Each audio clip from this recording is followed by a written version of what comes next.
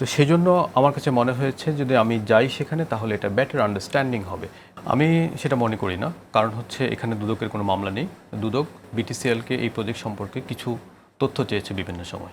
সেই তথ্যের বিপরীতে দুদক বিটিসিএল প্রতিবারই উত্তর দিয়েছে, করেসপন্ডেন্স দিয়েছে এবং আমরা বিটিসিএল থেকে লিগ্যাল ভেরিফিকেশন করেছি। আমি এখানে যদি সবগুলো বিভাগের যদি ক্লাস্টার দেখি, আমার ধারণা এটা আপনি নিজেও দেখেছেন, এত বেশি কেন সেটা? হ্যাঁ, এত বেশি আমরা নিচ্ছি কেন এত বেশি কারণ হচ্ছে আমার এখানে দুটো স্তর আছে। একটা স্তর হচ্ছে আমার আপস্ট্রিম আর একটা ডাউন স্ট্রিম। ডাউন স্ট্রিমে আমার ক্যাপাসিটি কম লাগবে, হ্যাঁ, কিন্তু আপস্ট্রিমে যেখানে ট্রাফিক মার্চ করবে এবং রিডান্ডেন্সি একাধিক পাথ লাগবে, সেজন্য মার্কসিং এবং ডিমার্কসিং পয়েন্টে আমার ক্যাপাসিটি বেশি লাগবে।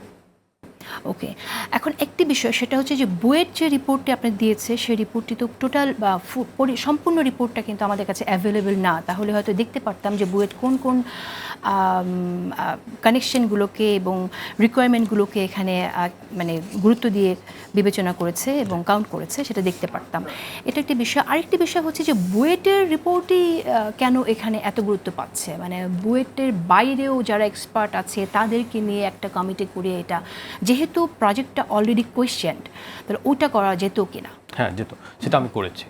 সেটা যেহেতু আপনি জানেন যে আমরা প্রি শিপমেন্ট করতে পারিনি, মাননীয় প্রধান উপদেষ্টার একটা নির্দেশনা ছিল যে ঠিকাদারের টাকায় বিদেশ ভ্রমণকে নিরুৎসাহিত করা হয়েছে।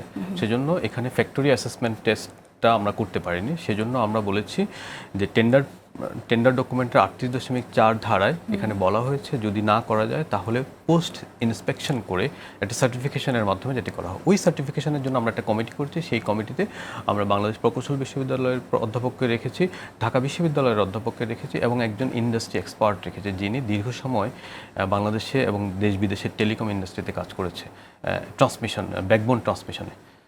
ওকে, সো আমাদের মনে হয় যে ব্যাপারটা যেটা আপনি করেছেন সাধারণ মানুষ জানতে পারেনি, আর একটু ট্রান্সপারেন্ট করা যেত কিনা, মানুষ জানতে পারে এভাবে করা যেত কিনা ডাইরেক্টসের মধ্য দিয়ে, যে আমরা এটা করতে চাই, এই কাজটা করতে চাই। সো তাহলে হয়তো সাধারণ মানুষও জানতো, রাইট? অবশ্যই জানতো, কিন্তু বিষয়টা এত টেকনিক্যাল আসলে আমরা ঠিক বুঝতে পারিনি যে মানুষকে এইভাবে এত ডিপ টেকনিক্যাল বিষয়ে জানাতে হবে।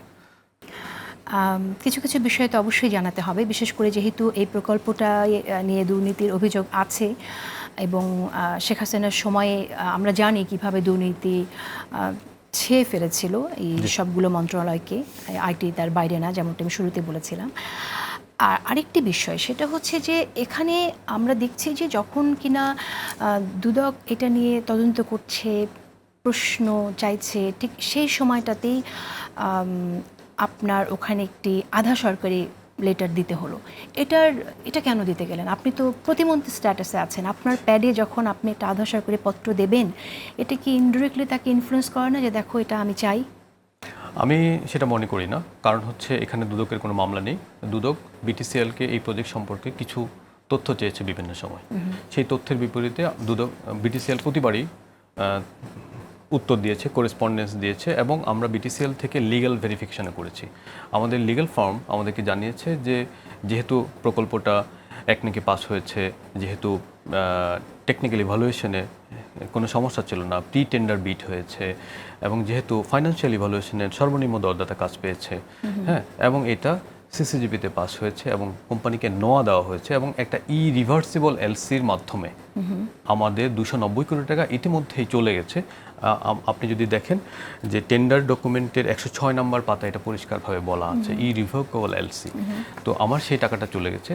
তাহলে আমাদের কাছে মনে হয়েছে যে এই কাজটা যেহেতু টাকা চলে গেছে, আমরা কাজটা করতে পারছি না, সেখানে এই টাকাটা ফিরে পাওয়া যাবে না এবং ভেন্ডর কর্তৃপক্ষ নোয়া পাওয়ার পর ইন্টারন্যাশনাল টেন্ডারের বিপরীতে সে মামলা করতে পারে। তো এবং যেহেতু আমাদের কাছে মনে হয়েছে যে ইকুইপমেন্টগুলো দরকার, বিটিসিএল যদি এই মুহূর্তে ক্যাপাসিটিটা এক্সপানশন না করে, যেখানে আমরা বলছি যে তার সর্বোচ্চ সংখ্যক টেলকো গ্রেড ফাইবার থাকার পরেও সে মার্কেটে থার্ড, এই অবস্থায় সে যদি 1 জিবি উপজেলা পর্যায়ে ক্যাপাসিটি নিয়ে বসে থাকে তাহলে সে মার্কেট আউট হয়ে যাওয়ার একটা সম্ভাবনা আছে। সেজন্য আসলে আধা সরকারি পত্র দেওয়ার আগে আমি নিজে দুদকে গিয়েছি, আমাদের টেলিকম